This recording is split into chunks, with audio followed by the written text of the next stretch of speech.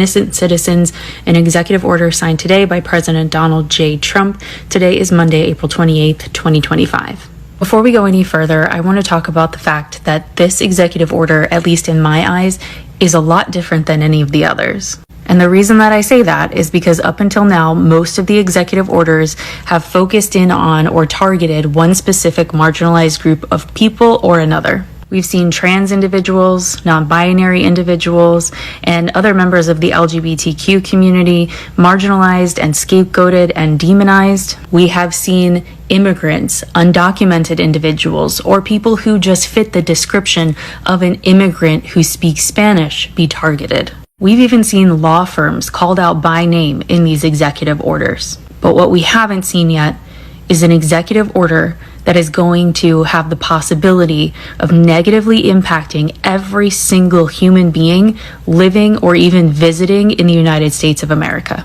I'm going to take you through the text as I do on all of my executive order deep dives, but what you need to know on the front end about this specific order is the fact that this is not only going to provide immunity for law enforcement to commit crimes without consequence, but it's also going to allow our police to become officially militarized. We've been talking about how ICE agents who are plain clothes with masks on their faces are the Gestapo. Well, this is a formal introduction of an established Gestapo. This executive order is going to show us if the Constitution holds for any of us. Because again, we've seen executive orders and constitutional law be broken on behalf of marginalized individuals, but we have yet to see that happen to anyone who exists in the United States. And one example of this that immediately came into my head when I read the text of this executive order was the mom and dad who are diehard MAGA, who have voted for Trump 3 times, who have flags outside their homes that say Trump 2028, that wear their MAGA hat every time they leave the house. I think about that family and I think about the potential of them having, I don't know, a 16 or 17-year-old daughter who is, enjoying her teen years, who is out one night speeding and gets pulled over by an officer, and that officer decides to brutally SA her and harm her. And when she reports that to her parents and they report that to the authorities, well, that officer that committed that heinous act, he has immunity.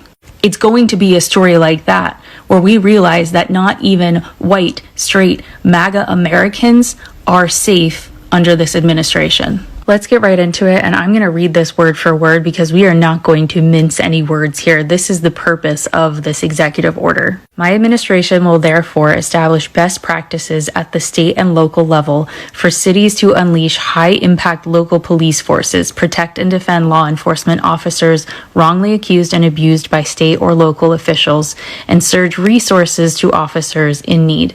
My administration will work to ensure that law enforcement officers across America focus on ending crime, not pursuing harmful, illegal, race and sex-based equity policies. All of this to say, this is going to impact large cities, the NYPD, or your local small town police department that has 3 officers. It's the last sentence here that draws my attention. It says to me, we're going to do just what we did with all other federal agencies, as well as with our military at the highest ranks. We're getting rid of anyone who might not be a loyalist. And they get rid of anyone who might push back against the administration or who would not be a loyalist by saying that they're just a DEI hire. Jumping down to Section 3 of the executive order, I know the title here is cut off, but it is empowering state and local law enforcement. We see that Donald Trump and his administration are going to take appropriate action to maximize the use of federal resources. So all that money that was cut from USAID, the Department of Education, all these other things that are necessities to support the American people as well as foreign allies, that money is getting funneled into things like this. They're talking about new best practices that would be introduced to both state and local law enforcement to, quote, aggressively police communities. Jumping down, we see that they want to strengthen and expand legal protections for law enforcement officers. Again, not going to be held accountable for any crimes they may commit while on duty. Think about George Floyd. Think about so many others who have found themselves in the same situation as George George Floyd.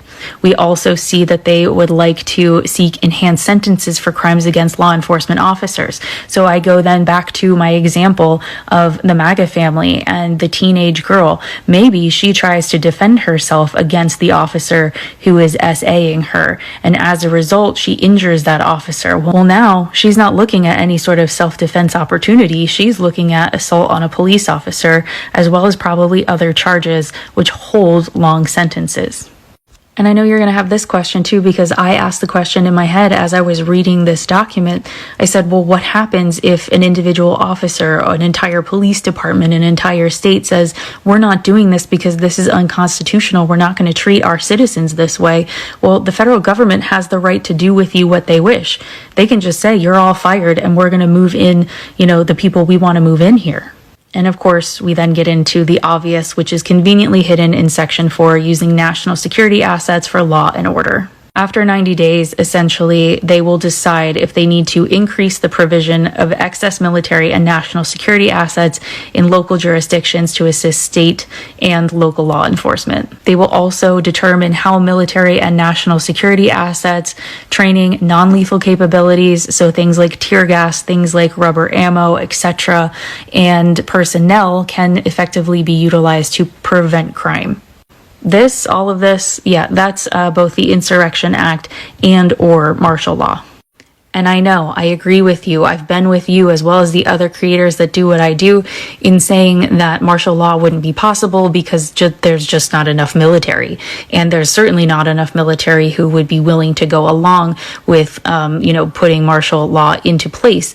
But if we have these loyalists, if we have this MAGA Gestapo, well, now we've got plenty of people to help them do that. The last part I'm going to talk about briefly because I'm running out of time on this video. Section 5, holding state and local officials accountable. You can pause to read this, but essentially it says if you don't do what we say, legal remedies and enforcement measures will be taken for those that obstruct anything that the law enforcement is trying to do, or for those engaged in discrimination or civil rights violation under the guise of DEI. If you're still listening and you're still here 8 minutes in, thank you for being here. I just want to reiterate, this to me is going to determine whether or not we abide by the Constitution, maybe not even for marginalized groups because we've seen how that plays out, but for anyone here in the United States. Let me know your thoughts in the comments. Be sure to share this with a friend. People need to know what is in this executive order, even though it takes